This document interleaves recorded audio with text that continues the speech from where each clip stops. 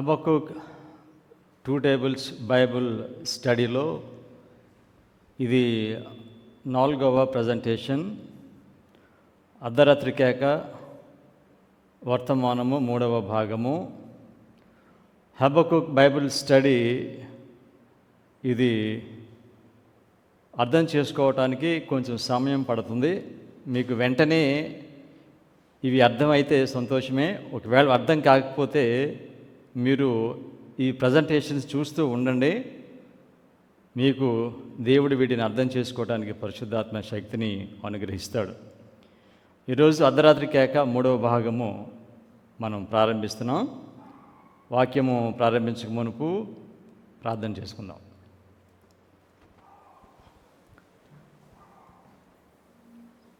కృపగలిగిన మా పరలోకపు తండ్రి, అంత్యకాల సంగమునకు ఒక వర్తమానం ఉంది. ఆ వర్తమానము బోధించడానికి మీరు మిమ్మల్ని ప్రేమించే ప్రజలను ప్రపంచ వ్యాప్తంగా మీరు ఎన్నుకుంటున్నారు. మా తండ్రి, ఆ విధముగా మేము భారతదేశంలో ఈ సత్యమును బోధించడానికి మీరు ఏర్పాటు చేసుకున్నారు. ఈరోజు వాక్యాన్ని నేను బోధిస్తుండగా మీ స్వరము వినబడాలని నేను ప్రార్థన చేస్తున్నాను. మీ యొక్క పరిశుద్ధాత్మ శక్తిని బోధిస్తున్న నాకు మాత్రమే కాకుండా వాక్యాన్ని వినిచిన అందరికీ అనుగ్రహించండి. ఎందుకనగా సత్యస్వరూపి అయిన ఆత్మ వచ్చినప్పుడు సర్వసత్యములోనికి నడిపిస్తాడు. అందుచేత మీ ఆత్మచేత మమ్మల్ని అందరినీ కూడా పరిపూర్ణమైన సత్యంలోనికి నడిపించమని యేసుక్రీస్తు నామములో ప్రార్థన చేయుచున్నాము తండ్రి, ఆమేన్.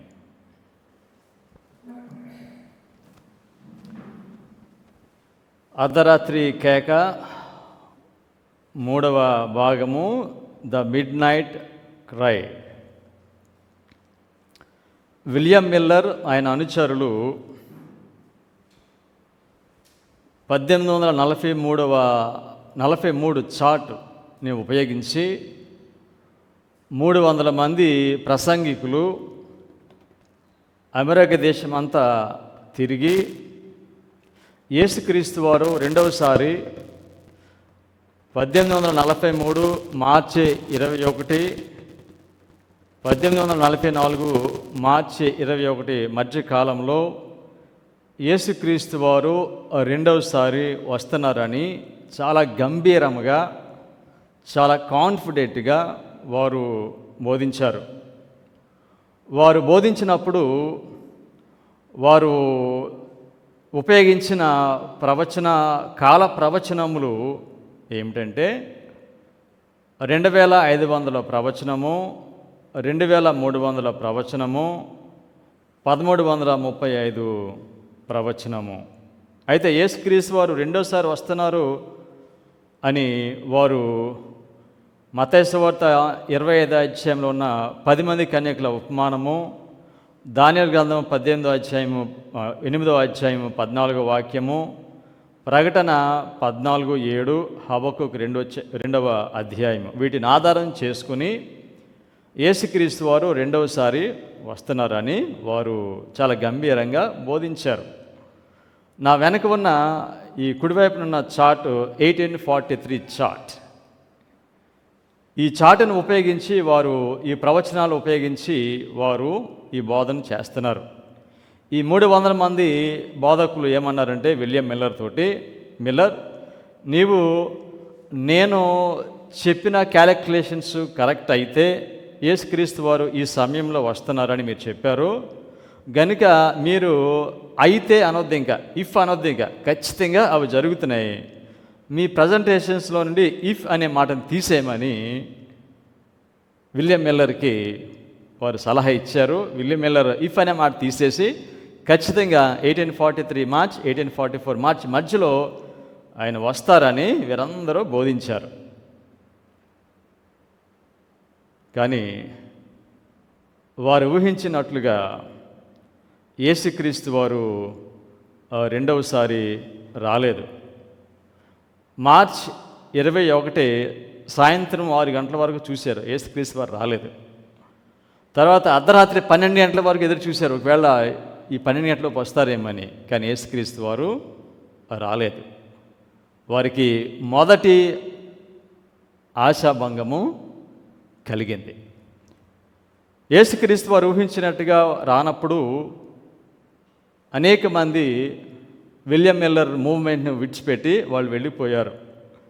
అనేక మంది ఎగతాళి చేశారు. అనేక మంది వీళ్ళు మోసపోయి అనేక మందిని మోసం చేశారు అని వారు ఇష్టానుసారంగా మాట్లాడారు. వీళ్ళ తప్పుడు బోధలు చేశారు అని అందరూ అనుకున్నారు. కానీ ఒక మాట చెప్తాను నేను మీకు, వారు తప్పుడు బోధ చేయలేదు. వారు ఎవరిని మోసం చేయలేదు. వారు సత్యమనే బోధించారు. కానీ వారు బోధించినప్పుడు యేసుక్రీస్తు వారు వస్తారని చెప్పినప్పుడు అందరూ ఏమనుకుంటారంటే వాళ్ళు చెప్పింది తప్పు అని అనుకుంటారు. అందరూ అలాగే అనుకుంటారు. ఈరోజు మనం ఎందుకు దీన్ని నేర్చుకుంటున్నాం తెలుసండి? ఈ మిల్లర్ రైట్ హిస్టరీని ఎందుకు మనం చదువుకుంటున్నామో తెలుసండి? మిసెస్ వైట్ ఏమని చెప్పారు? Review and Harold, August 19, 1890. దీని గురించి మనం చదివాం, మరొకసారి చదువుతాం. I am often referred to the parable of 10 virgins, 5 of whom were wise and 5 foolish. This parable has been and will be fulfilled to the very letter. ఈ 10 మంది కన్యకుల ఉపమానము ఒకసారి నెరవేరింది, మరలా ఇది ఇంకొకసారి నెరవేరుతుంది. కనుక మనం ఎందుకు మిల్లర్ రైట్ చరిత్రను చదువుతున్నామంటే వారి యొక్క జీవితంలో ఆ కాలంలో ఏమైతే జరిగిందో ఈ ప్రవచనం, ఈ 10 మంది కన్యకుల ఉపమానము వారి కాలంలో జరిగింది. కనుక మరలా ఇదే రిపీట్ అవుతుంది, అందుచేత మనం చదువుతున్నాం. ఒక విషయం చెప్పనా మీకు, రెండోసారి ఇది రిపీట్ అవుతుందని చెప్పారు కదా, ఆ రెండోసారి కూడా మొదటి ఆశాభంగం అయిపోయిందండి. మనుషులకు తెలియదు. ఈ 10 మంది కన్యకుల ఉపమానము రెండోసారి నెరవేరబోతుంది. మొదటి ఆశాభంగం జరిగిపోయింది. అయితే ఈ మొదటి ఆశాభంగం వచ్చినప్పుడు ఎవరికైతే ఈ వర్తమానం వారి దగ్గరికి వస్తుందో, ఎవరైతే దీన్ని తృణీకరిస్తున్నారో వారు కన్ఫర్మ్ చేసుకుంటున్నారు ఏమంటే వీళ్ళు చెప్పే బోధ తప్పు. ఒకసారి వీళ్ళు ఇది చెప్పారు, జరగలేదు కనుక ఇది తప్పు అని ఇక వాళ్ళు ఏం చేస్తున్నారు? ద్వారాలు మోస్తున్నారు. చెప్తున్నాను, మీకు అర్థమవుతుందా? సో మిల్లర్ రైట్ హిస్టరీ ఏం జరిగిందో మరలా అదే రిపీట్ అవుద్ది. మొదటి ఆశాభంగము జరిగినప్పుడు అనేక మంది వెనక్కి వెళ్ళిపోయారు, వాళ్ళందరూ తప్పు అన్నారు. ఈ వర్తమానం బోధించేవారు కూడా వారి జీవితంలో కూడా ఇటువంటి ఆశాభంగం జరిగింది. ఇప్పుడు వాళ్ళని అంటారు వాళ్ళు చెప్పే తప్పు అని అంటారు. బ్రదర్స్ అండ్ సిస్టర్స్, పరిశుద్ధాత్మ కావాలి మనకి. ఏది సత్యమో మనము గ్రహించడానికి. అయితే మిసెస్ వైట్ ఇంకొక మాట చెప్పారు. ఏమన్నారంటే 1843 చార్ట్లో ఒక మిస్టేక్ ఉందని చెప్పారు. ఓకే, సో కనుక ఆ మిస్టేక్ గురించి కూడా మనం ఈ స్టేట్మెంట్ చదువుదాం. ఓకే, వారు యేసుక్రీస్తు వస్తారని బోధించారు, రాలేదు. సో కనుక ఆ చార్ట్ మీద మిస్టేక్ ఉంది. ఆ మిస్టేక్ ఏంటో మిసెస్ వైట్ చెప్తారు. Early writings page 71 paragraph 1, 74 paragraph 1, early writings. I have seen that the 1843 chart was directed by the hand of the Lord. ఈ 1843 ఈ చార్ట్ని ఎవరు గైడ్ చేశారు? దేవుడు గైడ్ చేశాడు. And it should not be altered. దీనిలో ఇంక ఎటువంటి చేంజెస్ మనము చేయకూడదు. The figures were as he wanted them. Figures అంటే కాల ప్రవచనములు ఉన్నాయి దీనిలో. ఈ ప్రవచనాలు, ఈ ఫిగర్స్ అంటే నెంబర్స్, వీటిని ఎవ్వరు కూడా మార్చకూడదు. దేవుడు ఏ విధంగా అయితే పెట్టాలనుకుంటే అలాగే ఉన్నాయంటండి అవి. So it should not be altered, that the figures were as he wanted them, that his hand was over and hid a mistake in some of the figures. కనుక ఈ కాల ప్రవచనములు దీని మీద ఉన్నాయి. ఈ కాల ప్రవచనాల్లో ఒక దానిలో ఒక మిస్టేక్ ఉంది. ఒక మిస్టేకే బాగా గమనించండి. ఏ మిస్టేక్? Singular mistake. దేనిలో? కాల ప్రవచనములలో ఒక మిస్టేక్ ఉంది. సో దానిని చూడకుండా విలియం మిల్లర్ కానీ ఆయన కౌన్సిలర్ కానీ దేవుడు చూడకుండా ఏం చేశాడంట? పెట్టాడు. At that his hand over and hid a mistake. So ఆ మిస్టేక్ని, ఆ పొరపాటుని దేవుడు ఆయన హస్తంతో దాచాడు in some of the figure, so that none could see it until his hand was removed. ఆ తప్పిదం ఏంటో, ఆ మిస్టేక్ ఏంటో ఎవరు చూడలేదు, ఇప్పటి వరకు చూడలేదు. మరలా దేవుడు ఆ మిస్టేక్ మీద నుంచి చెయ్యి తీసేసిన వరకు కూడా ఎవరు దానిని చూడలేదు. సో అంటే దానిలో మిస్టేక్ ఉంది అని చెప్పారు Mrs white.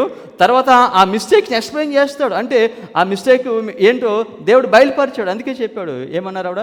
So that none could see it until his hand was removed. అంటే దేవుడు హస్తాన్ని తీసేశాడు. ఆ మిస్టేక్ ఏంటో వాళ్ళకి అర్థమైపోయింది. ఇప్పుడు ఈ మెసేజ్ని అపోజ్ చేసేవారు ఏమంటారంటే, ఈ చార్ట్ మీద ఉన్న మిస్టేక్ ఏమిటంటే, ఈ చార్ట్ మీద మనం చూస్తాము 2020 డేస్ ప్రాఫిసీస్ ఉన్నాయి. ఓకే, సో ఈ మెసేజ్ని అపోజ్ చేసే వాళ్ళు ఏమంటారంటే, ఈ చార్ట్ మీద ఉన్న మిస్టేక్ ఏమిటంటే 25-20 ప్రాఫిసీ, ఇది మిస్టేక్. ఓకే, సో కనుక ఆ మిస్టేక్ అన్నమాట, దాన్ని తీసేయాలి. ఇది ఆర్గ్యుమెంట్. యేసుక్రీస్తు వారు రెండోసారి వస్తారని వారు ఏ ప్రవచనాలు ఉపయోగించారు? 25-20 2300 డేస్, 1335. తర్వాత వాళ్ళకి అర్థమైంది 1335 గురించి. ఓకే, సో కనుక ఇప్పుడు చాలా కాంట్రవర్సీ అనమాట. ఒక 25-20 అవసరం లేదంటారు, కొంతమంది కావాలని అంటారు. సో కనుక దీని మీద పెద్ద పోరాటమే జరుగుతుంది. ఇదంతా కూడా ఈ పోరాట విధంగా జరుగుతుంది దేవునికి తెలుసు. సో కనుక ఇప్పుడు ఇక్కడ హిజ్ హ్యాండ్ వాజ్ రిమూవ్డ్ అంటే దేవుడు ఆ మిస్టేక్ ఏంటో బయలుపరిచేశాడు. సో కనుక ఎలన్ వైట్ 74 పేజీలో మిస్టేక్ ఉందని రాశారు. ఈ మిస్టేక్ని ఆవిడే ఎక్స్ప్లెయిన్ చేస్తారు. అదే పుస్తకంలో ఎర్లీ రైటింగ్స్ అనే పుస్తకంలో పేజ్ 235-236 పేజెస్లో మిసెస్ వైట్ ఎక్స్ప్లెయిన్ చేస్తారు. ఎంత క్లియర్ చూడండి దీన్ని, how clear it is. Okay, చదువుదాం. I saw that people of God joyful in expectation looking for their Lord, but God designed to prove them. 1843-1844 మధ్యలో యేసుక్రీస్తు వారు వస్తారని వాళ్ళు చూశారు. అయితే God design to prove them. ప్రూవ్ అంటే టెస్ట్, పరీక్ష. Okay, God design to prove them. దేవుడు వారిని పరీక్షించాడు. అర్థమైందండి మీకు? God design to prove them. His hand covered a mistake. కొంతమంది అంటున్నారు విలియం మిల్లర్ రాంగ్ ప్రాఫెసీస్ బోధించాడంట. William Miller wrong prophecies, foolish argument. Mrs White ఏమని చెప్తున్నారు దీనిలోనూ? God design to prove them. వాళ్ళని పరీక్షించాడు. ఏం పరీక్షించాడు? His hand covered a mistake in the reckoning of the prophetic periods. ఈ మాట మీరు జ్ఞాపకం పెట్టుకోవాలి. ఆ మిస్టేక్ దేనిలో ఉందంటే కాల ప్రవచనములను లెక్కించటంలో ఒక పొరపాటు ఉన్నది. Okay, in the reckoning of the prophetic periods. Mrs white prophetic period అనట్లేదు, ప్రాఫెటిక్ పీరియడ్స్. ఓకే, ఈ ప్రాఫెటిక్ పీరియడ్స్ ఏమిటి? 2300 డేస్. 25-20 ప్రవచనం ఎప్పుడు ప్రారంభమైంది? క్రీస్తు పూర్వము 677లో ప్రారంభమైంది, 1844లో ముగిసింది. 2300 ప్రవచనం ఎప్పుడు ప్రారంభమైంది? క్రీస్తు పూర్వము 457లో ప్రారంభమైంది, 1844లో ముగిసింది. సో కనుక ఇక్కడ అంటున్నాడు, in the reckoning of the prophetic periods, those who were looking for the Lord did not discover this mistake. So కనుక ఈ మిస్టేక్ని ఎవరైతే యేసుక్రీస్తు రెండవ రాకడ కొరకు చూస్తున్నారో వాళ్ళు దీన్ని గమనించలేదు.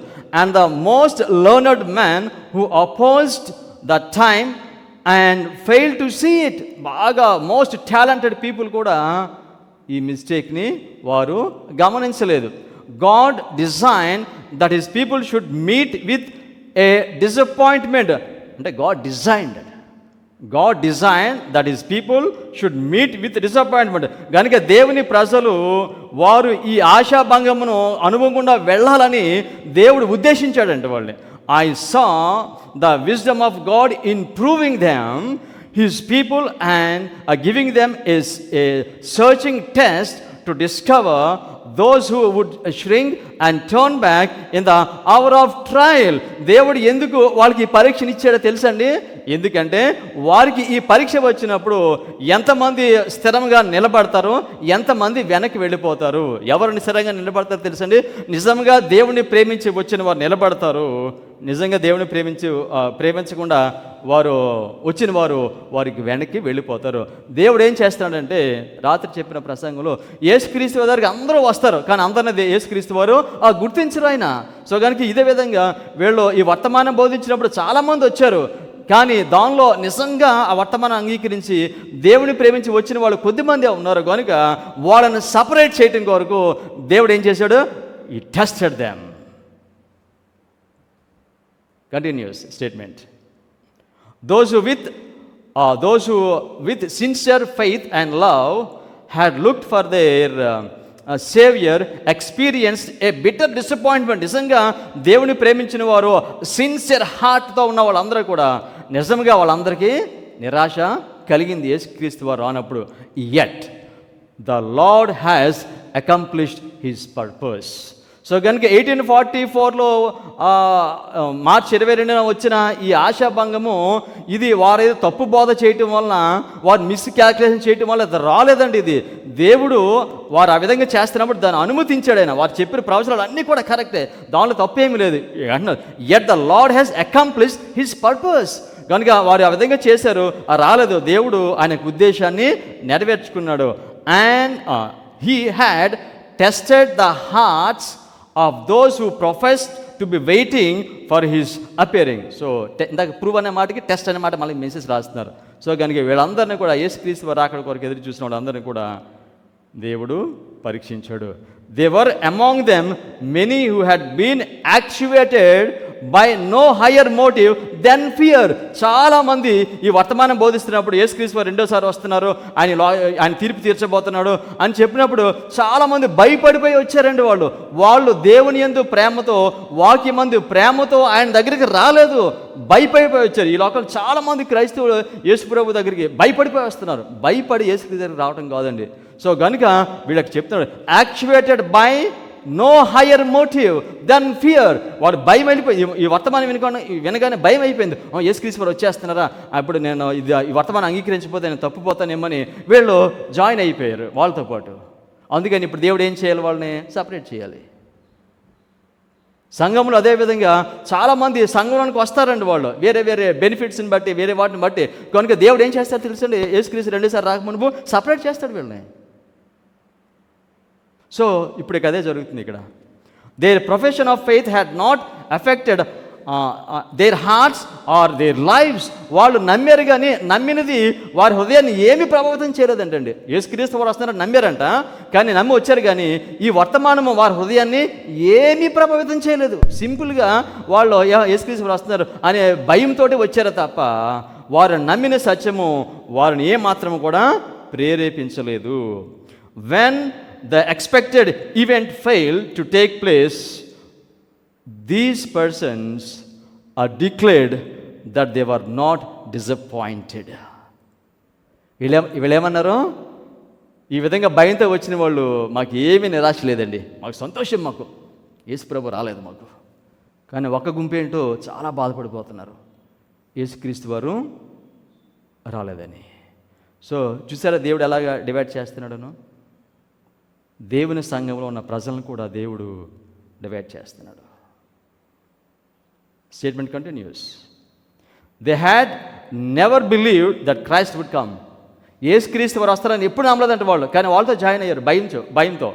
దేవర్ among the first ridicule the sorrow of the true believers. నిజంగా యేసుక్రీస్తు వారు రెండోసారి వస్తున్నారని ఎవరైతే నమ్మారో, నమ్మని వాళ్ళు మొట్టమొదటిగా ఎగతాళి చేసింది ఎవరు తెలుసండి? వీళ్ళని మొట్టమొదటిగా ఎగతాళి చేసింది ఎవరు తెలుసండి?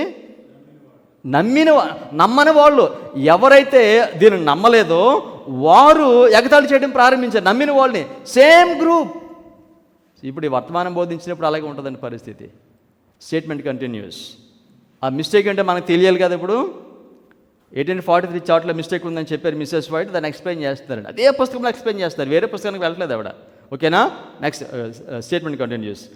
Those faithful disappointed once who could not understand why their Lord did not come were not left in darkness. So కనుక యేసుక్రీస్తు వారు చెప్పిన ప్రకారంగా రాలేదు కనుక వాళ్ళని దేవుడు చీకట్లో ఉంచలేదంట. అర్థమవుతుందని చెప్పేది? వారిని చీకట్లో దేవుడు ఉంచలేదు. Okay, again they were led to their Bibles to search the prophetic periods. So కనుక ఈ విధంగా ఆశాభాగం కలిగిన వాళ్ళు దేవుని చీకట్లో ఉంచకుండా వాళ్ళని మరలా ఎక్కడికి నడిపించాడంట? ఆ ప్రవచనాలను మళ్ళా చదవటానికి వెనక్కి వాళ్ళని పంపించాడు. వాళ్ళు మళ్ళీ ఏం చేస్తారు? Prophetic periods. ఈ మాట బాగా జ్ఞాపకం పెట్టుకోవాలి మరి. So again they were led to their Bibles to search the prophetic periods. ఏంటి ప్రాఫిటిక్ పీరియడ్స్? ఏంటి? 2520 2300 days.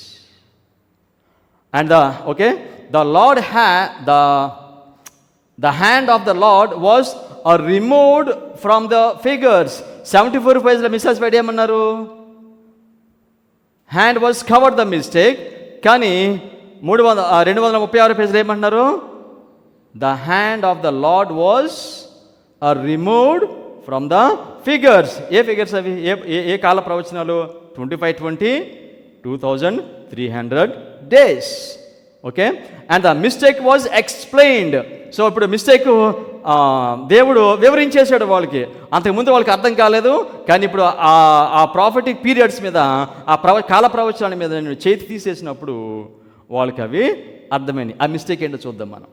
ఓకే, ఆ మిస్టేక్ ఏంటంటే they saw the prophetic periods reach to 1844 and that the same evidence which they had presented to show that the prophetic periods closed in 1843 proved that they would terminate in 1844. Mistake ఏంటి? వారు 1843లో వస్తారు అనుకున్నారు. So కనుక mistake ఏమిటంటే 1843లో కాదు, 1844లో వస్తారు. ఈ prophetic periods, ఈ కాల ప్రవచనములు 1843లో అవి ముగించబడలేదు. అవి 1844లో అవి క్లోజ్ అయినాయి. సో మిస్టేక్ ఏంటంటే మార్చ్ 1843, మార్చ్ 1844 ఈ మధ్య కాలంలో వస్తారు. దీన్ని బిబ్లికల్ క్యాలెండర్లో ఇది ఇయర్ అనమాట, అందుకే ఆ విధంగా వాళ్ళు క్యాలిక్యులేట్ చేస్తారు 1843. ఓకే, సో కనుక 1843లో ఎండ్ అవ్వట్లేదు. అవి ఎప్పుడు ఎండ్ అవుతున్నాయి? 1844లో ఎండ్ అవుతున్నాయి. So that is the mistake. So అంతకుముందు ఈ మిస్టేక్ను వారు చూడలేకపోయారు, కానీ వారు ఆశాభంగం కలిగిన తరువాత వారు ఈ మిస్టేక్ని చూడగలిగారు. ఇప్పుడు మీరు చెప్పండి, ఈ వాక్యం వింటున్న వాళ్ళు, మిస్సెస్ వైట్ ఈ చార్ట్స్ మీద ఉన్న మిస్టేక్ 2520 అని చెప్తున్నారంటారా? ఈ మిస్టేక్ ఏంటి? ఆ చార్ట్ మీద ఉన్న మిస్టేక్ ఏంటి? 1843 కాదు, ఆ ప్రాఫిటిక్ పీరియడ్స్ ఎండ్ అయింది 1844లో. Very clear. సాబత్ చాలా ప్లెయిన్ పాయింటెడ్ ట్రూత్, చాలా ప్లెయిన్. విశ్రాంతి దినము శనివారం ఆదివారం అంటానికి ఏం కన్ఫ్యూజన్ ఉందండి బైబిల్లో? Very clear, no confusion. కానీ ఇప్పుడు ప్రపంచంలో 99% క్రైస్తవులు విశ్రాంతి దినము ఆదివారం అంటారు. ఎంత పాయింటెడ్ ప్లెయిన్ ట్రూత్. అడ్వెంటిస్ట్ చర్చ్లో 99.99 scholars, theologians, they say 2520 is the mistake on the chart. మనిషి మరణిస్తే ఏమవుతాడు? ఎంత కన్ఫ్యూజింగ్ డాక్టరీన్ అండి ఇది. అంత కన్ఫ్యూజింగ్ డాక్టరీన్ ఇది. చాలా సులువు. మనిషి మరణం అంటే ఏంటి? మనిషి గాలి పీల్చుకోవడం ఆగిపోతుంది, శ్వాస లోనికి వెళ్ళదు, తీసుకెళ్ళి మనిషిని తీసుకెళ్ళి సమాధి చేస్తారు. That is death. కానీ ఎంత కాంప్లికేటెడ్ డాక్టరీన్ తెలుసండి. మనిషి చనిపోయిన తర్వాత ఏమవుతుంది అనేది ఎంత గొప్ప కన్ఫ్యూజింగ్ డాక్యుమెంట్. ఎంత మనుషులకు అర్థం కావట్లేదు. ఇది ఎంత plain truth. Mrs very clearly says mistake was explained. ఆ మిస్టేక్ ఏమిటంటే ఆ ప్రవచనంలో 25:20 2010 డేస్ ప్రాఫెసీ ఈ రెండు 1843లో కాదు ఎండ్ అయింది 1844. That is the mistake. దీని గురించి మాట్లాడినప్పుడు చాలామంది 25 ప్రవచనం గురించి మాట్లాడినప్పుడు అడ్వెంటిస్ట్ సంఘంలో ఇద్దరు మాటలు బాగా ఉపయోగిస్తారు. ఎవరు తెలుసండి? James White and Uriah Smith. చాలామంది గురించి చెప్పొచ్చు, కానీ వీళ్ళిద్దరియే వీళ్ళిద్దరియే నేను తీసుకుంటున్నాను. జేమ్స్ వైట్ను ఉపయోగిస్తారు. జేమ్స్ వైట్ 25:20 దాన్ని అంగీకరించలేదు, ఒరయా స్మిత్ దీన్ని అంగీకరించలేదు అని వాళ్ళు చెప్తారు. ఓకే, దీని గురించి వీళ్ళిద్దరు ఏమంటున్నారు మనం చూద్దాం. జేమ్స్ వైట్ ఈ ఆశాభంగంలో ఉన్నాడు. ఆయన కూడా ఎక్స్పెక్ట్ చేస్తాడు యేసుక్రీస్తు వారు వస్తున్నారని. రాలేదు. ఈ 10 మంది కన్యకల ఉపమానము అనుభవంలో ఈయన కూడా ఆయన ఉన్నాడు. అయితే ఈ యొక్క నిరాశ జరిగిన తర్వాత అనేక మంది వారు దీన్ని తృణీకరించడము ప్రారంభించారు. ఈ విధంగా దీన్ని తృణీకరించిన వారితో విలియం మిల్లర్ మాట్లాడుతున్నాడు. వాళ్ళతో కన్విన్స్ చేయడానికి మాట్లాడుతున్నాడు. ఈ అర్ధరాత్రి కేక వర్తమానం గురించి వాళ్ళతో మాట్లాడుతూ ఆయన ఏం మాట్లాడాడు మనం చూద్దాం. ఓకేనా? జేమ్స్ వైట్ రాస్తున్నాడు. జేమ్స్ వైట్ దీన్ని రాశాడు. Review and Harold volume 1 July 9, 1851. ఇది రాసినప్పుడు దీన్ని ఎవరెవరు ఎడిట్ చేశారు తెలుసండి? Edited by Joseph Bates, SW Rhodes and JN Andrews. దీన్ని ఎడిట్ చేశారు. ఓకేనా? సో దానిలో జేమ్స్ వైట్ ఏం రాశాడో చూద్దాం. లాంగ్ స్టేట్మెంట్ మనం దీన్ని చదవాలి మనం. Okay, says an objector, I don't believe that the midnight cry has yet been given. ఏమంటున్నాడు అబ్జెక్టర్? ఏమంటున్నాడు? జేమ్స్ వైట్తో మాట్లాడి ఆయన ఏమంటున్నాడంటే, ఇంకా అర్ధరాత్రి కేక వర్తమానము ఇంకా వచ్చిందని నేను అనుకోవట్లేదు. neither do we believe that the midnight cry has been heard by us. అది రాలేదు, అది మనం కూడా వినలేదు. ఓకేనా? తర్వాత అంటాడు, or it ever will be. అది భవిష్యత్తులో కూడా ఈ అర్ధరాత్రి కేక వర్తమానం వస్తుందని నేను నమ్మట్లా. వచ్చిందని నమ్మట్లేదు, దాన్ని అనిపించమని నమ్మట్లేదు, భవిష్యత్తు వస్తుందని నమ్మట్లేదు. దానికి సమాధానం చెప్తున్నాడు ఆయన. The cry of Matthew 25:6, behold the bridegroom cometh, is in the history of an Eastern marriage, but that a cry was given and fully received by the entire Advent body in the autumn of 1844. ఏమన్నాడు? లేదు objector అంటున్నాడు, ఆ అర్ధరాత్రి కేక వర్తమానం ఇవ్వడం జరిగింది. Adventist వాళ్ళందరూ కూడా దీన్ని అడ్వెంటిస్ట్ వాళ్ళు అంటే ఎవరండి? విలియం మిల్లర్ని ఎవరైతే అంగీకరించారో విలియం మిల్లర్ అనుచరులు వీళ్ళందరూ కూడా యేసుక్రీస్తు రెండవ రాకడ గురించి బోధించారు కనుక వీళ్ళు ఏమని పిలిచారు? అడ్వెంటిస్ట్ అని పిలిచారు. అక్కడి నుంచే మన సంఘాన్ని దేవుడు లేపాడు. సో కనుక జేమ్స్ వైట్ అంటున్నాడు, లేదు అడ్వెంటిస్ట్ వాళ్ళందరూ కూడా దీనిని విన్నారు అని చెప్పాడు. ఇప్పుడు 1844. And compares well with the midnight cry of the parable should not be denied by those who had an experience in it. మీరు దీన్ని డినై చేయకూడదు, తృణీకరించకూడదు, ఎందుకంటే ఈ అనుభవం కూడా మేము వెళ్ళాము. సో కనుక ఇది జరిగింది అని అబ్జెక్టర్తో వ్యతిరేకించేవాడితో జేమ్స్ వైట్ మాట్లాడుతున్నాడు. ఇంకా ఏమని చెప్తున్నాడు చూద్దాం. It came in the right time.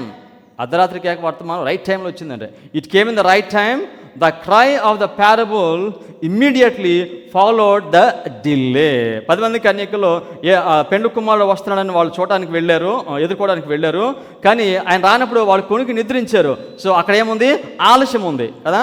So and the slumbering and sleeping, this followed our delay, having been disappointed and reached our ears while in a dormant state. The cry waked up the 10 virgins and led them to trim their lamps. ఆయనతో చెప్తున్నాడు ఈయన. So కనుక అర్ధరాత్రి కేక వచ్చింది, ఈ నిద్రపోయిన వారందరూ కూడా లేచారు, వారందరూ కూడా ఆ దివిటీలు వెలిగించుకోమనే మాట వాళ్ళు విన్నారు.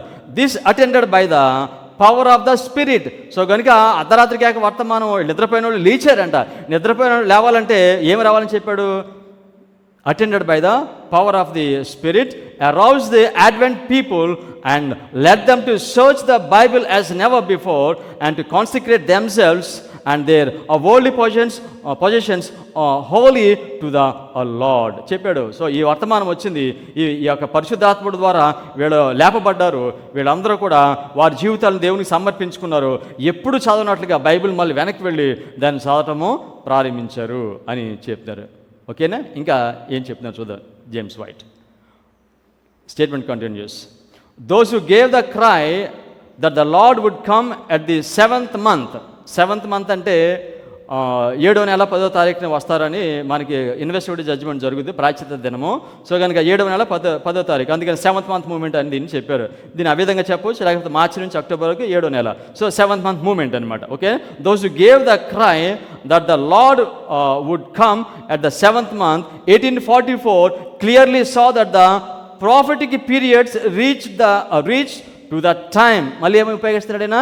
ఈ ప్రవచనాలు, ఈ కాల ప్రవచనాలు ఒకటి అనలేదు, కాల ప్రవచనం అనట్లేదు. ఈ prophetic periods are reach to the time. ఏ టైంకి? 1844. ఓకేనా? ఈ ప్రాఫిటిక్ పీరియడ్స్ ఏంటివి? 2520 and 2300 days. Therefore, the evidence that had been presented from the periods to prove that the Advent should be in 1843 proved it would be 1844. So కనుక మేము అందరూ 1843లో వస్తారు అనుకున్నాము యేసుక్రీస్తు వారు, కానీ ఇది 1844లో ఆయన వస్తున్నారు అని మేము అర్థం చేసుకున్నాం. We then saw an error in the manner of reckoning which terminated the 2300 days in 1843. This was, however, only apparent. We did the 7 times or 25-20 years from the captivity of Manasseh, which is with a great unanimity placed by chronologers BC 677.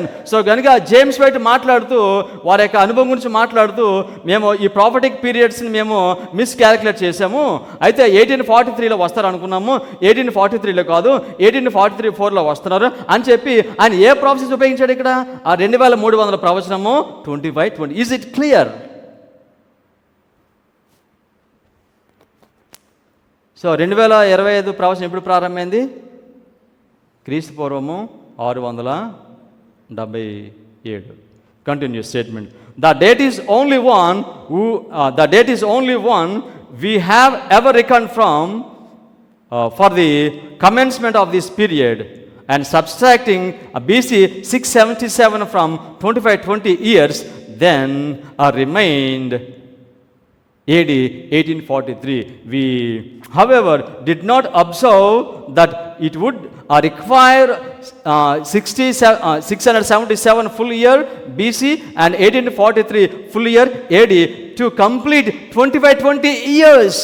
That it would also oblige us to extend this period as far into AD 1844 as it might have commenced after the beginning of BC 677. ఎంత క్లియర్గా చెప్తున్నాడు. Mistake ఎక్కడ ఉందంటే, మేము 677 year full year మేము calculate చేయాలి, అదేవిధంగా 1843 full year calculate చేయాలి. ఆ విధంగా క్యాలిక్యులేట్ చేస్తే అప్పుడు 25-20 ప్రాఫెసీ అది ఎప్పుడు ముగిసిందని చెప్పాడు? 1844. 2300 ప్రవచనము, తర్వాత 25-20 ప్రవచనం, ఈ రెండు కూడా 1844లో ముగిసినాయని జేమ్స్ వైట్ చెప్పాడండి. ఇక్కడ చాలామంది ఇన్కోట్ చేస్తారు.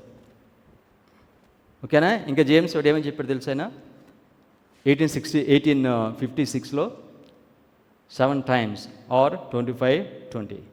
దాని గురించి జేమ్స్ వైట్ చెప్పిన మాట ఏంటి తెలుసా? 1856 the appointed 7 prophetic times of Moses' prophecy was a portion of the hidden wisdom of God, hidden for ages. What a statement. What a statement Chinchaiah గారు. The appointed 7 times. 7 times అంటే 7 years, 25-20. The appointed 7 prophetic times of Moses prophecy. 25-20 ఎవరు prophecy అండి ఇది? Moses prophecy my brothers, Moses prophecy. Daniel కంటే ముందు, John కంటే ముందు ప్రవచించే చెప్పాడైనా. Okay, so ఏమని చెప్పాడైనా? This was portion hidden the wisdom of God. అంటే ఈ ప్రవచనంలో దేవుని జ్ఞానము మరుగై ఉన్నది. దీనిని యుగయుగాల నుండి దేవుడు మరుగుగా ఉంచాడు. 25-20 ప్రవచనంలో దేవుని జ్ఞానము ఉంది. ఇది చాలా కాలం నుంచి దీన్ని మరుగుగా ఉంచాడు. కనుక దేవుడు ఆయన సేవకుని ఉపయోగించుకుని ఆయన ఏం చేశాడు? ఆయన ఈ ప్రవచనాలన్నీ కూడా బయటికి తీసుకొచ్చాడు. దీనిలో ఉన్న జ్ఞానం అంతటిని కూడా దేవుడు అడ్వెంటిస్ట్ వారికి ఆయన బోధించాడు. ఇది తెలియని వారు ఈ 10 కన్యకల ఉపమానము హిస్టరీ తెలియని వాళ్ళు వీటి గురించి అవగాహన లేకపోవడం చేత ఈ ప్రవచనం వాళ్ళ దగ్గరికి వచ్చినప్పుడు మేము ఎప్పుడు వినలేదే, మాకు తెలియదే అని దీన్ని తృణీకరిస్తున్నారు. కానీ దేవుడు వాళ్ళ దగ్గరికి దీన్ని పంపిస్తున్నాడు. 1863లో జేమ్స్ వైట్ దీన్ని తీసేసాడండి. అందుకనే దాన్ని మేము అనుసరించట్లేదండి, ఇది అవసరం లేదని చెప్తారు. దాని గురించి నేను మీకు బోధిస్తాను. 1863లో ఏం జరిగిందో తెలియదండి మనుషులకి. సింపుల్గా ఎవరో ఒక చెప్పిన మాట తీసుకుని 1863లో ఇది మనకు అవసరం లేదని చెప్పారు, సో కనుక మేము దీన్ని యాక్సెప్ట్ చేయట్లేదు. ఓకేనా? దీని గురించి మనం భవిష్యత్తులో చాలా క్లియర్గా చాలా ప్రజెంటేషన్స్ 1863లో ఏం జరిగిందనే దాని గురించి about I will give 5 presentations. Okay, so తర్వాత ఇంకొకరి పేరు ఎవరి పేరు చెప్పాను దీన్ని ప్రూవ్ చేయడానికి? Uriah Smith. ఎవరు చెప్పారు ఈ మాట? Uriah Smith. Uriah Smith book of Daniel and Revelation రాశాడు ఆయన. ఓకేనా? అది హెల్పింగ్ హ్యాండ్ ఆఫ్ గాడ్ అని చెప్పింది మిసెస్ వైట్. ఓకే, ఆయన రాశాడు. దీనిలో రాశాడు తెలుసా? Advent review and Sabbath Harold, August 27, 1857. ఈ ఆర్టికల్స్ రాసినప్పుడు దీన్ని ఎడిట్ చేశారు. ఎవరు ఎడిట్ చేసి తెలుసండి? J.N. Andrews, James White. J.N. Andrews and James White, J.H. Wagner, R.F. Cottrell and Stephen Pierce, వీళ్ళందరూ ఎడిటర్స్. ఓకేనా? ఆయన ఏం రాశారు చూద్దాం. Uriah Smith. As time continued beyond AD 1843, many began to inquire the reasons of their disappointment respecting the year of their expected deliverance. So, వీళ్ళు ఆశాభంగం కలిగింది కనుక వీళ్ళందరూ ఎంక్వైరీ చేస్తున్నారు ఎక్కడ తప్పు వచ్చిందని. It was then seen that commencing all the prophetic periods, Malayamanhadina, all the prophetic periods in the years BC, where we had always dated their commencement, they would not be respectively completed, even upon the supposition that our chronology and date of their commencement were correct until sometime within the year 1844. Thus of 7 times or 25-20 years commencing in 677. 7 times అని మాట ఉపయోగించాడు. So కనుక మళ్ళీ ఏమంటున్నాడు వెంటనే? 25-20. ఎప్పుడు ప్రారంభమైంది ఏంటది? 677. 677. These are the pioneers. ఈ చార్ట్ మీద ఉన్న మిస్టేక్ ఏంటో మనం చదువుకున్నాము. ఎలన్ వైట్ 25-20ని ఆవిడ అప్రూవ్ చేస్తున్నారా లేకపోతే డిసప్రూవ్ చేస్తున్నారా? ఈ చార్ట్ మీద ఉన్న పీరియడ్స్ మిస్టేక్ ఉంది. ఆ మిస్టేక్ ఏంటి? 25-20 కాదండి. ఈ మిస్టేక్ ఏంటి? 1843 కాదు, యేసుక్రీస్తు వారు వచ్చేది 1844. మిసెస్ వైట్ అప్రూవ్ చేశారు. James White, Uriah Smith. ఒక మాట చెప్తాను మీకు నేనే. 300 మంది ప్రీచర్స్, 300 చార్ట్స్ పెట్టుకుని అమెరికా దేశం అంతా కూడా దద్దరిల్లిపోయేలాగా వాళ్ళు వర్తమానం బోధించారు. 300 మంది దేవుని సేవకులు ఆ ప్రవచనాలు బోధిస్తే అది తప్పు అయిపోద్దండి?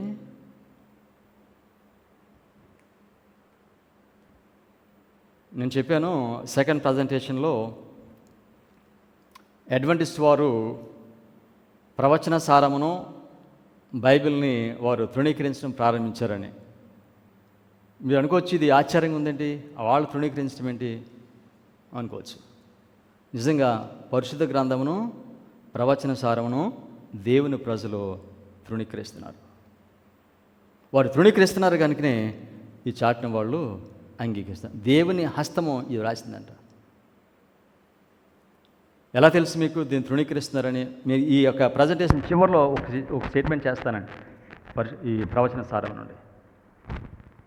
యాకోబులు అంటాడు, ఎవడైనాను ధర్మశాస్త్రం అంతయు గైకొని ఒక ఆజ్ఞ విషయంలో తప్పిపోయిన ఎడల, తర్వాత ఏంటి, అన్నిటి విషయంలో అపరాధి యగును. దేవుని వాక్యంలో సత్యాన్ని తృణీకరిస్తే అన్నిట్లో అపరాధం అయిపోతావు నువ్వు.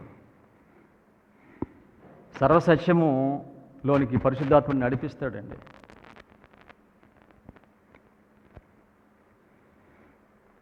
సండే వాళ్ళు విశ్రాంతి దినమును తృణీకరించినట్లుగా మనము 20/20 ప్రవచనాన్ని తృణీకరిస్తున్నాం. రాత్రి వాక్యం అయిపోయిన తర్వాత ఒక ఆయన ఫోన్ చేశారు. ఫోన్ చేసి, మీ లైవ్లో ఒక ఆయన కామెంట్ పెట్టాడు చూసావా అని అడిగారు. చూడలేదండి అన్నాను. ఏంటి ఆ కామెంట్ అంటే, సండే ఈజ్ శాబత్ అని పెట్టాడంట. సండే ఈజ్ శాబత్ ఆయన పెట్టి ఆయన అంటాడు, ఈయన సండే శాబత్ అని పెట్టాడంటే బైబిల్లో ఫస్ట్ పేజ్ కూడా చదవలేదన్నమాట ఇతను. బైబిల్లో ఫస్ట్ పేజ్ కూడా చదవలేదన్నమాట ఇతను. సండే శాబత్ అని పెట్టాడంటే 20/20 లేదన్నారంటే 10 మంది కన్యకల హిస్టరీని వాళ్ళు ఫస్ట్ పేజ్ కూడా చదవలేదన్నమాట. వాళ్ళు ఆ చరిత్రను తెలియక, దాన్ని చదవక, సండే వాళ్ళందరూ ఈ ప్రపంచంలో అందరూ ఆదివారం విశ్రాంతి ఎందుకంటే తెలుసండి, వాళ్ళ బైబిల్ అంతా బాగా స్టడీ చేసేసి ఓకే విశ్రాంతిని ఆదివారం అర్థం చేసుకునేది. వాళ్ళకి ఎవరో చెప్తారు, ఎక్కడి నుంచో వింటారు వాళ్ళు, అంతే. వాళ్ళు దాన్ని నమ్మడానికి ఏంటంటే ఒక ఆయన చెప్పాడు అంతే. That is their evidence. 20/20 proofs లేదని చెప్పడానికి ఎవిడెన్స్ ఏంటి తెలుసండి, ఎవరో ఒకరు చెప్తారు. వాళ్ళకి తెలియదు, వాళ్ళకి ఈ హిస్టరీ తెలియదు, రిపీట్ అవుతుందని తెలియదు, దీని గురించి ఏమీ తెలియదు వాళ్ళకి. ఏదో ఒక మనిషి ఎక్కడి నుంచో వింటాడు, ఎవరో బోధిస్తున్నారనే విధంగా ఇది 20/20 ప్రాఫెషన్ కాదు, ఇది అడ్వెంటిస్ట్ చర్చ్ నమ్మదని అని చెప్తారు. ఇంకా అదే ఆడు బేసిక్గా దాని మీద యుద్ధం చేయడానికి అయినా కూర్చుంటాడు. నేను అంటాను, ఎవరైనా ఆదివారం వాళ్ళు మా దగ్గరికి విశ్రాంతి దినమును గురించి చెప్పడానికి, ఆదివారం విశ్రాంతి దినం అని చెప్పడానికి వస్తే నేను వాళ్ళతో ఏమంటానంటే, అనవసరంగా నా దగ్గరికి వచ్చి మీరు టైం వేస్ట్ చేసుకోండి అంటాను. నా దగ్గరికి వచ్చి మీరు టైము వేస్ట్ చేసుకోకుండా, అనవసరం వేస్ట్, నన్ను కన్విన్స్ చేయలేరు మీరు. సాబత్ సాటర్డే ఎవరైనా 20/20 అది ప్రాప్సీ కాదంటే వాళ్ళు టైం వేస్ట్ చేసుకుంటారు నా దగ్గరికి వచ్చేవాళ్ళు. They're just wasting time. ఎందుచేత ఈ ప్రవచనం అన్నిటికీ ఇది ఆధారం అండి, ఇది foundation for all the prophecies of the Bible. So ఎందుచేత దేవుని ప్రజలైనటువంటి వారు ఇంత గంభీరంగా ఒకప్పుడు బోధించి ఇప్పుడు లేదని ఎందుకు చెప్తున్నారు తెలుసండి? 160 సంవత్సరాల క్రితం 1863లో ఇది అవసరం లేదు, ఆ చార్ట్ మీద మిస్టేక్ 20/20 అని ఒక ఉద్యమం లేసిందండి.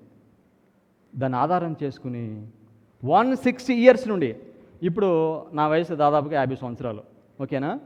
ఇప్పుడు ఎవరైనా వచ్చి నాకు 20/20 లేదంటే నాకు తెలియదు కదా, 1863లో ఏం జరిగిందో నాకు తెలియదు, అందుకని ఎవరైనా చెప్తే దాన్ని నేను నమ్ముతాను. ఈ విధంగా దీన్ని తీసేసిన తర్వాత ఇది అవసరం చెప్పిన తర్వాత సో దాన్ని బోధించకుండా వచ్చారు, సంఘం అంతా కూడా దాన్ని బోధించకుండా వచ్చి ఇది లేదు మనకు లేదని. సో కనుక అందరూ దాన్ని నమ్ముకుంటానే వచ్చారు, అలాగే నమ్ముకుంటానే వచ్చారు. విశ్రాంతిని ఆదివారం కూడా అంతే, ఆ విధంగా పోపుల కాలంలో తీసేశారు, వాళ్ళు మార్చేశారు. ఆ విధంగా దాన్ని బోధించుకుంటూ వచ్చారు, దాన్ని అందరూ అంగీకరించుకుంటూ వచ్చారు.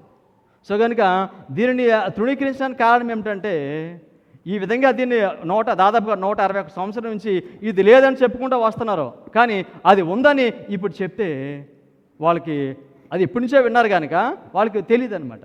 సో నేను అంటాను, అందుకని ఆదివారం ఆరాధన చేసే వాళ్ళకి విశ్రాంతి గురించి చెప్తే అది న్యూ వాళ్ళకి కొత్త ముందు అంటే ఇది అనుకుంటారు. అదేవిధంగా మన సంఘం నాకు మన వాళ్ళకి మనం 25 అని చెప్తే ఎప్పుడు వినలేదు కదా, ఎక్కడ చెప్పలేదు కదా మాకు అని అంటారు. ఒక విషయం చెప్పనండి మీకు, శామ్యుల్ గారు, సంజయ్ గారు, సంఘం అంతటిని మోసం చేయటం సాతానికి చాలా సులువండి, చాలా సులువు. సంఘం అంతటిని మోసం చేయటం చాలా సులువు. ఎలాగో తెలుసా? హెడ్ని కొడతాడు అంతే. ఎవరిని? నాయకుని కొడతాడండి. ఇప్పుడు ఆదివారం విశ్రాంతి అన్న పోపు చెప్తాడు అంతే. ఇక నేను మార్చానండి, ఇక ఆయన మాట శాశ్వతం. సో కనుక ఒక ఆయన హయ్యెస్ట్ లెవెల్లో ఉన్న ఆయన లేదని చెప్తాడు. ఇక క్రింద ఉన్న వాళ్ళందరూ కూడా దాన్ని అంగీకరించాల్సిందే. ఇంకా exactly that's what happen to Adventist church. చాలా ఈజీ. అందుకనే యేసుక్రీస్తు వారు, దేవుడు అన్నాడు, జలప్రళయం వచ్చిన తర్వాత మీరు అందరూ ఒకే చాట ఉండొద్దు, మీరు అందరూ స్కాటర్ అయిపోండి. మెసేజ్ బయట చెప్తారు, అందరూ ఒకే చాట ఉంటేనంట వాళ్ళందరినీ భ్రష్టత్వం నడిపించడం చాలా చాలా సులువు అంట. అందుకని మీరు స్కాటర్ అయిపోయింది, ఒక చాట ఉండొద్దు మీరు అని చెప్పారు. కనుక సంఘమును మోసం చేయటము సాతానికి చాలా సులువు.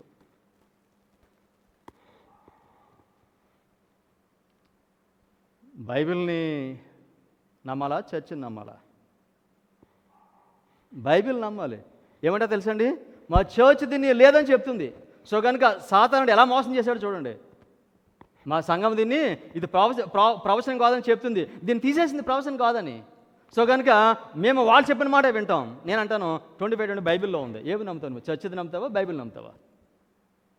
రోమన్ క్యాథలిక్స్ని వాళ్ళు సంఘం ద్వారా వారి రక్షణ అంటే వాళ్ళని మనం చాలా చెడుగా మాట్లాడతాము. ఇప్పుడు మనం చేసేది ఏంటి? మనుషులు చెప్పింది కాదండి. మనిషి ఎప్పుడైనా తప్పుదని చేయొచ్చు, అవునంటారా? నాయకుడు అయినంత మాత్రాన్ని తప్పు చేయకుండా ఉంటాడు ఆయన. సో సాతానుడు ఎవరిని ఉపయోగించుకుంటాడు?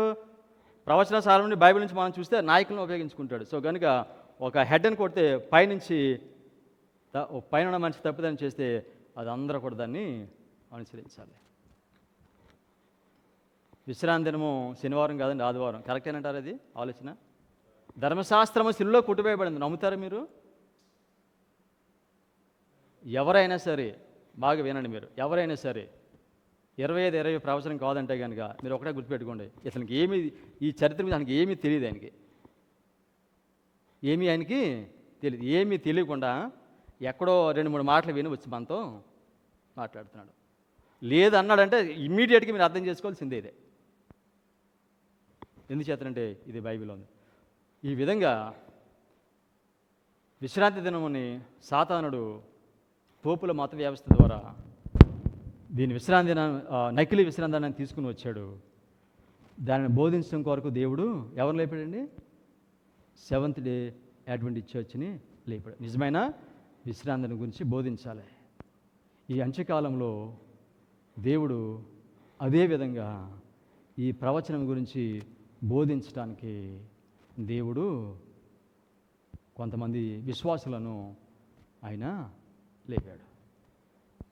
ఒక వాస్తవం ఏమిటంటే, ఒక సండే ఆయనకి మనం బైబిల్ స్టడీ ఇచ్చినప్పుడు అతను శాబత్ యాక్సెప్ట్ చేస్తే అతనికి అన్ని ట్రూత్స్ మనం చెప్పొచ్చు.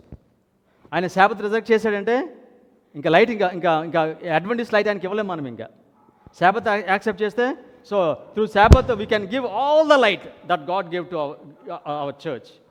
ఓకేనా?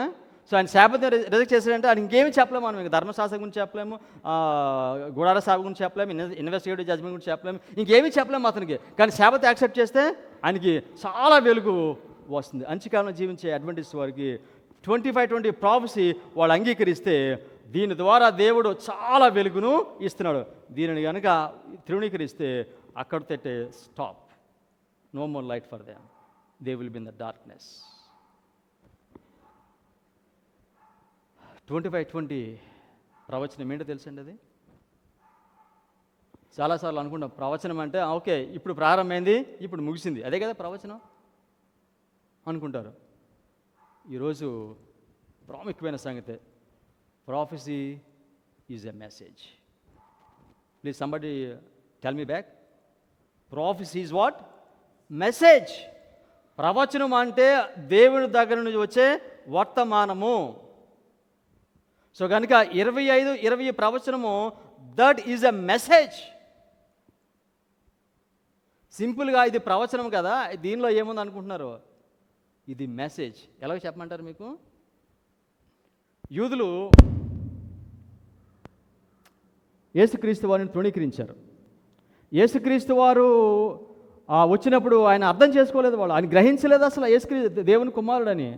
మీకు తెలుసా రీజన్ అంటే తెలుసా? యేసుక్రీస్తు వారిని యూదులు అర్థం చేసుకోవడానికి, గుర్తించకపోవడానికి, మెస్సీని గుర్తించకపోవడానికి కారణం ఏంటి తెలుసండి మీకు? ఆశ్చర్యపోతారు మీరు. ప్రవచనాన్ని తృణీకరించారు వాళ్ళు. ఏ ప్రవచనాన్ని? ఒక ప్రవచనాన్ని వాళ్ళు తృణీకరించారు. ఏంటి ఆ ప్రవచనం? 70 వారాల ప్రవచనాన్ని వారు తృణీకరించారండి. ఆ 70 వారాల ప్రవచనం ఏం చెప్తుందో తెలుసా?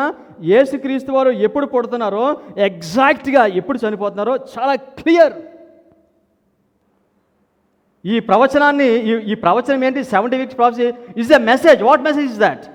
యేసుక్రీస్తు వారు ఈ లోకానికి వస్తున్నారు, ఎగ్జాక్ట్గా ఎప్పుడు చనిపోతున్నారో exact pin pointed, no doubt about it. కానీ ఈ మెసేజ్ని, ఈ 70 వీక్స్ ప్రాఫెసీని వాడు తృణీకరించారు, సర్వనాశనం అయిపోయారు అంతే. Don't you believe my words? Great controversy, page 378, paragraph 1. Great controversy, page 378, paragraph 1. The prophecy of Daniel pointed unmistakably to the time of Messiah's coming and so directly foretold his death that they discouraged its study, and finally the rabbis pronounced a curse on all who should attempt a computation of the time. ఎవరైతే 70 వారాల ప్రవచనము చదువుతున్నారో ఇది ఒక curse అని చెప్పారంట. ఇది curse అంటే శాపం అన్నారంట. మీరు చదవద్దు 70 వారాల ప్రవచనాన్ని, మీరు కౌంట్ చేయొద్దు. మీరు ఎప్పుడు ప్రారంభమైంది, ఎప్పుడైనా మీరు దాన్ని చదవద్దు. ఆ విధంగా చేశారంట కనుక అదేంటది? అది శాపం అన్నారంట రబ్బీలు, బోధకులు. సో అందుచేత వీళ్ళు ఈ 70 వారాల ప్రవచనాలు చదవటం మానేశారండి వీళ్ళు. సో అందుచేత యేసుక్రీస్తు వారు ఎప్పుడు వచ్చారు, యేసుక్రీస్తు ఎప్పుడు చనిపోతారో వాళ్ళకి ఏమీ అర్థం కాలేదు. వాళ్ళకి కనుక 70 వీక్స్ ప్రాఫెసీ వాళ్ళకి అర్థమై ఉంటే యేసుక్రీస్తు వారిని హత్తుకునేవారు. వాళ్ళు 70 వారాల ప్రవచనాన్ని తృణీకరించారు కనుక వారు యేసుక్రీస్తు వారిని అర్థం చేసుకోలేకపోయారు. 2300 ప్రవచనం అంటే 457 BCలో స్టార్ట్ అయింది, 1844లో ఎండ్ అయింది. This is the thing we think 2300 prophecy is a message. ఏంటి మెసేజ్? 1843లో పరిశీలన తీర్పు ప్రారంభమైంది. ముందు ఈ పరిశీలన తీర్పు చనిపోయే వారికి జరుగుతుంది, తర్వాత బ్రతుకున్న వారికి జరుగుతుంది, దాని తర్వాత కృపకాలము ముగుస్తుంది. So prophecy is a message. 2520 ప్రవచనం is a message, intensive message for Adventist church. So అందుచేత సాతానుడు చాలా తెలివిగలడండి. ఈ చివరి వర్తమానము దేవుని ప్రజలకు వస్తుంది. దీనిలో గొప్ప వర్తమానము ఉంది ఈ ప్రవచనంలో. కనుక ఏం చేస్తాడు తెలుసా సాతానుడు? ఈ ప్రవచనం లేదని చెప్తే సరిపోద్దిగా. మనము గొంతు ఇచ్చుకుని మేము సండే వాళ్ళ క్లాసులు చెప్పినప్పుడు చెప్తాము, ధర్మశాస్త్రం గురించి, శాబత్ గురించి చెప్తాము. వాళ్ళు సింపుల్ ఒక మాట అంటారు, ధర్మశాస్త్రం సిల్లో కొట్టేశారండి, ఇంకంతే ఫినిష్ అయిపోయింది అక్కడ స్టోరీ. నువ్వు ఎన్ని అని చెప్పావు ఒక్క మాట. ఈ 2520లో దేవుని వర్తమానము, దేవుని సంఘము నాకు ఉంది. ఎందుచేత ఈ వర్తమానమును దేవుని ప్రజలు తృణీకరిస్తున్నారు. ఇంత ప్లెయిన్ పాయింటెడ్ ట్రూత్ ఎందుకు తృణీకరిస్తారు? ఎవరైనా ఒక రీజన్ చెప్పండి. మేధావులు ఉన్నారండి, జ్ఞానవంతులు ఉన్నారండి, బైబిల్ తెలిసిన వారు ఉన్నారండి. మరి ఇంత పాయింటెడ్ ప్లెయిన్ ట్రూత్ ఎందుకు వాళ్ళకి అర్థం కావట్లేదు? ఎందుకు దీన్ని తృణీకరిస్తున్నారు చెప్పమంటారా? Great controversy, page 377, paragraph 3. Thus they were in ignorance concerning Messiah's advent. యూదులు అనమాట. And in their pride and unbelief, they rejected the Redeemer. తృణీకరించడానికి ప్రధానమైనది ఏమిటి? ప్రైడ్. మాకు బైబిల్ అంతా తెలుసండి, మాకు బైబిల్ అంతా తెలుసు. మేము ఎప్పటి నుంచో మేము పెద్ద పెద్ద ప్రొఫెసర్స్, మేము కాలేజీలో మాకు అంతా తెలుసు. మేము ఎప్పుడు వినందాన్ని ఒక సామాన్య మనిషి వచ్చి ఏంటి 25 ప్రాబ్లమ్స్ ఉందని చెప్తున్నాడేంటి? What comes in to play? Pride. ఒక యవనస్తుడు మాకంటే చిన్నోడు చెప్తాడు ఇవి, మాకంటే తక్కువ విద్యనోడు చెప్తాడు. లేదు అలా కాదు, ఇది ప్రైడ్. ఈ మెసేజ్ని అంగీకరించకపోవడానికి ఒకటి ప్రధానమైన కారణము అహం. సింపుల్గా ఇది వచ్చినప్పుడు దీన్ని స్టడీ చేస్తే వారికి ఈజీగా ఇది అర్థమైపోతుంది. వాళ్ళు ఎప్పుడు వినలేదు కనుక, వాళ్ళకి తెలియదు కనుక దిస్ ఈజ్ రాంగ్ అని అనుకుంటున్నారండి. రెండవ ప్రజెంటేషన్లో నేను అడ్వెంటిస్ట్ ఆధ్యాత్మిక పరిస్థితి ఎలా ఉందో నేను మీకు చెప్పాను కదా. ఈ స్టేట్మెంట్ చదువుదాం మనం. ఈ స్టేట్మెంట్ చదివి మనం క్లోజ్ చేద్దాం. Testimonies for the Church volume 5 page 217. Listen carefully, I take time, లీజర్గా చదువుతాను దీన్ని నేను. Okay, Testimonies for the Church volume 5 page 217. Adventist church గురించి మిసెస్ వైట్ రాస్తున్నారు. నేను చెప్పాను కదా, అడ్వెంటిస్ట్ వారు పరిశుద్ధ గ్రంథమును బైబిల్ని తృణీకరిస్తున్నారు.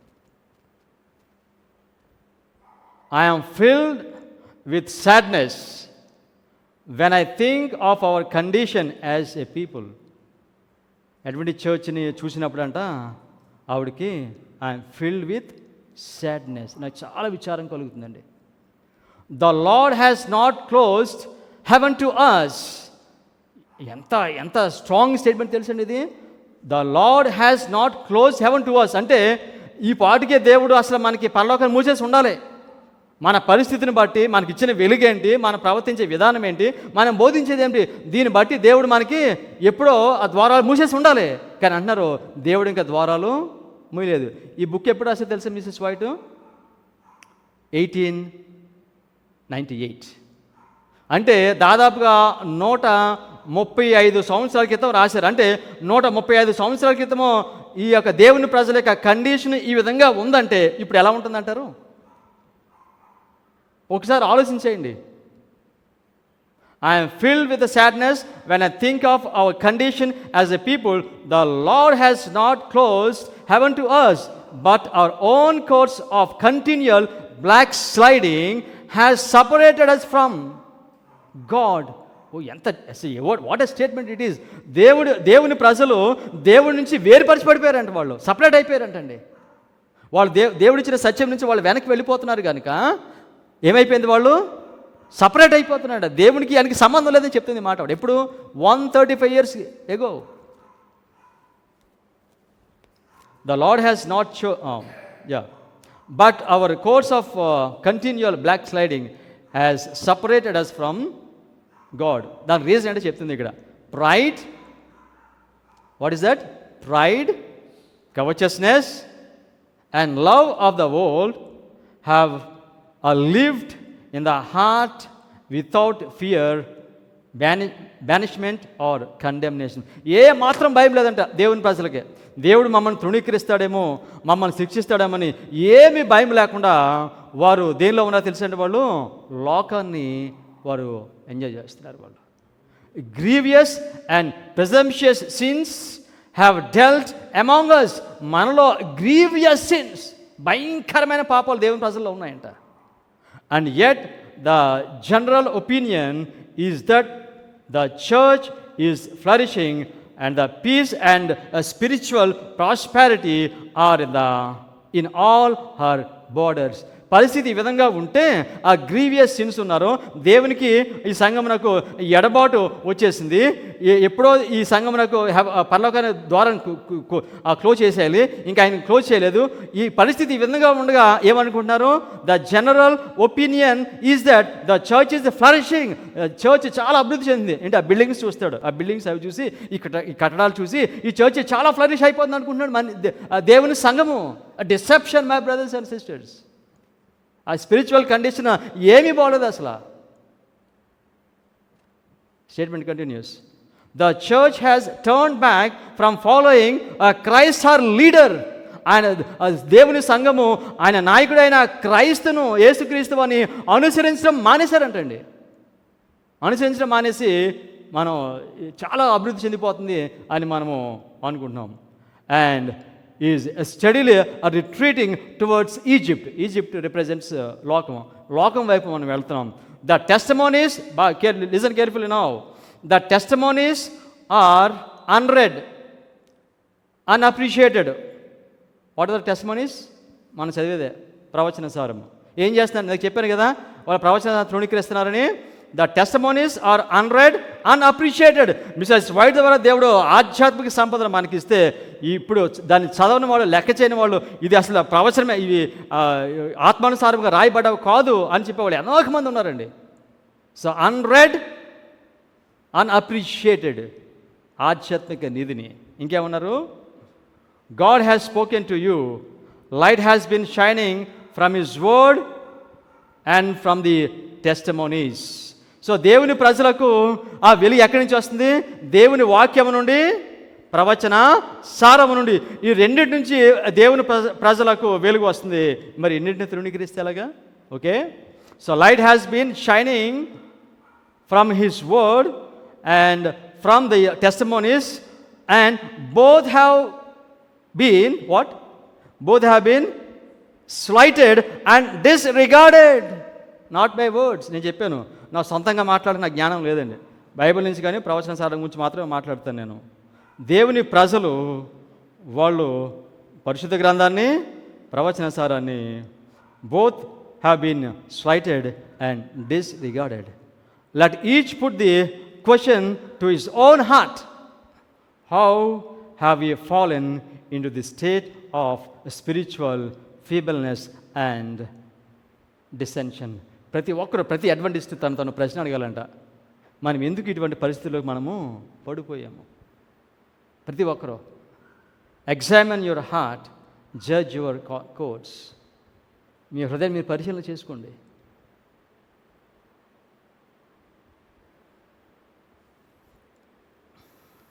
మీకు సంగమ పరిస్థితి అంతా బాగానే ఉంది అని చెప్పి మోసం చేసి నాశనం నడిపించమంటారా? సంఘం పరిస్థితి బాగోలేదు అని చెప్పి ఆ స్థితి ఏంటో తెలియచేసి నిత్య జీవనం నడిపించమంటారా? ఏం బోధించమంటారు? అంతా బాగుందండి, అసలు మాకు ఏమీ కుదరలేదని చెప్పమంటారా? ఉన్న లోపాలను చూపించి వెనక్కి రండి అయ్యా అని చెప్పమంటారు? మనిషికి ఏది ఇష్టం? అంతా బాగుందండి, అసలు ఎక్సలెంట్ అనాలి అందరికీ.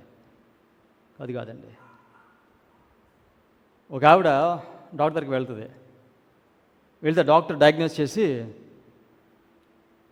క్యాన్సర్ ఉందని తెలుస్తుందా ఆ డాక్టర్కి. డాక్టర్ అప్పుడు ఒరే ఈవిడికి క్యాన్సర్ అని చెప్తే బాధపడిపోద్ది అని, అమ్మ నీకు క్యాన్సర్ ఏం లేదు వెళ్ళిపో అంటాడా? బాధపడదు కదా చెప్తే. పాపం చెప్పకపోతే ఏమవుద్ది? క్యాన్సర్ ముదిరిపోద్ది, అవే చచ్చిపోద్ది. ఏం చేయమంటారు? క్యాన్సర్ ఉందని చెప్పండి, లేదని చెప్పంటారా? What is the mistake? ఈ చార్ట్ మీద మిస్టేక్ ఏంటండి?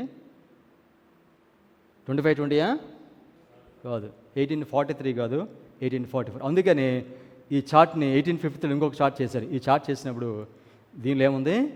1844. Mistake was corrected. దీనిలో 1844 ఉండదండి, దీనిలో 1843 ఉంటుంది.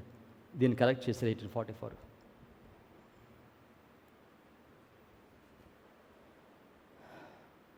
ఈ ప్రవచనం గురించి మాట్లాడినప్పుడు ఆదివారం వాళ్ళు 8 వాక్యాలతో వస్తారు ప్రూవ్ చేయడానికి ఆదివారం కరెక్ట్ అని.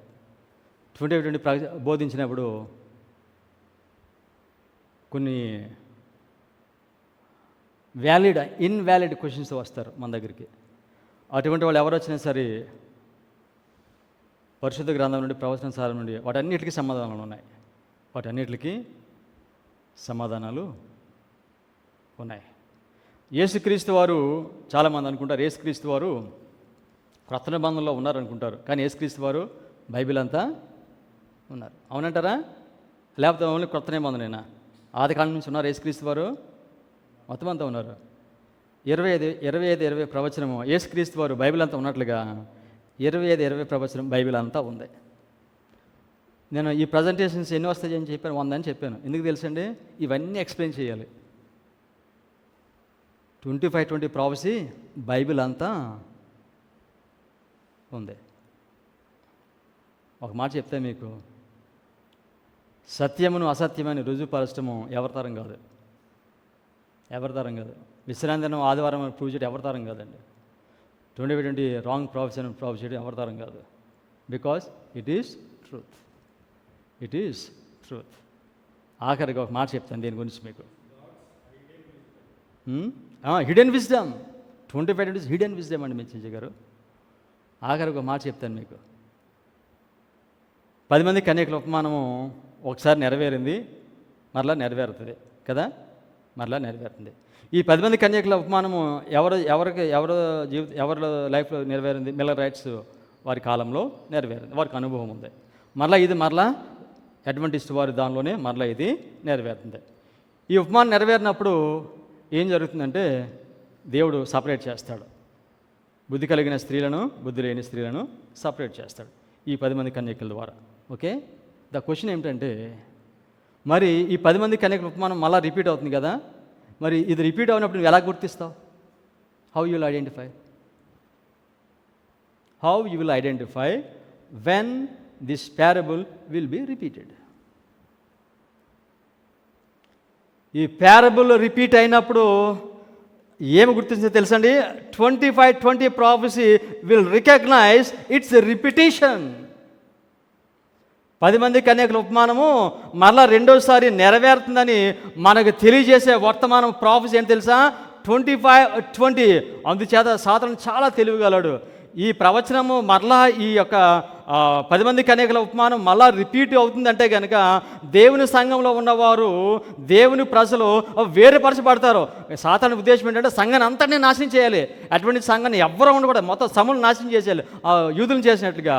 కానీ అది ఆయన సాధ్యం కాదండి. కారణం ఏంటి తెలుసండి? 25 ప్రవచనం ఉంది. ఈ ప్రవచనము ఎప్పుడు మరలా ఈ 10 మంది కన్యకల ఉపమానము రిపీట్ అవుతుందో ఈ 25 ప్రవచనము మనకి తెలియచేస్తుంది. అందుచేతనే సాతానుడు ఎక్కడ కొట్టాడు చూసారా? 25 కొట్టాడు అంతే. ఇంకా నెక్స్ట్ స్టడీలో మనం కంటిన్యూ చేద్దాం. మిడ్ నైట్ వర్తమానాన్ని ప్రార్థన చేసుకుందాం.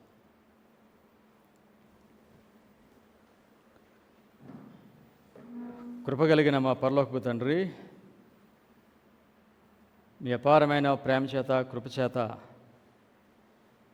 పరిశుద్ధ గ్రంథంలో నుండి అనేక సత్యములను, మరుగుపడిన సత్యములను మా ప్రభా విలియం మిల్లర్ గారి ద్వారా బయటికి తీసుకొచ్చి వారి ద్వారా మా తండ్రి సముద్ర సంఘాన్ని మీరు లేపారు మా ప్రభా. లోకమంతటికి నిజమైన ఆరాధన గురించి బోధించడానికి ఇప్పుడు ఈ సంఘము నీ మా తండ్రి మేము వెనక్కి రమ్మని పిలిచే వర్తమానం ఒకటి ఉన్నది మా ప్రభా. ఈ సంఘమునకు ఒక వర్తమానం ఉన్నది మా తండ్రి, దానిని మేము బోధిస్తున్నాం. ఇది అంగీకరించడానికి సులువు కాదు మా ప్రభా, చాలా కష్టంగా ఉంటుంది. ఎందుకనగా సంఘం యొక్క స్థితిని తెలియచేస్తుంది. కానీ ఇది మీ ఉద్దేశం, మీ చిత్తం మా తండ్రి, ఈ వర్తమానం బోధించాలని. ఎందుకనగా ఈ సంఘంలో దేవుడిని ప్రేమించే వాళ్ళు అనేక మంది ఉన్నారు. వాళ్ళు మీరు రక్షించుకోవడానికి ఈ వర్తమానాన్ని మీరు బోధిస్తున్నారు. దేవుని ప్రజలు పని చేస్తూ ఉంటే అపవాది ఆయన పని చేస్తూ ఉంటాడు. కనుక మా తండ్రి, మా సొంత శక్తి చేత ఈ పనిని మేము కొనసాగించలేము. అందుచేత మీ శక్తిని మాకు అనుగ్రహించి ఈ పని అంతటిని మా ప్రభు మీ మహిమ కొరకు సమర్థవంతంగా బోధించి అనేక మంది అడ్వెంటిస్ట్ వారిని రక్షించే విధంగా మమ్మల్ని బలమైన సాధనాలుగా వాడుకొని మమ్మీ ఈ వాక్యం బోధిస్తున్న మాకు కావలసిన వినయము, విధేయత, సమర్పణ, పరిశుద్ధాత్మను పరిపూర్ణంగా అనుగ్రహించమని మీ కుమారుడైన యేసుక్రీస్తు నామములో ప్రార్థన చేయించున్నాం తండ్రి. ఆమేన్.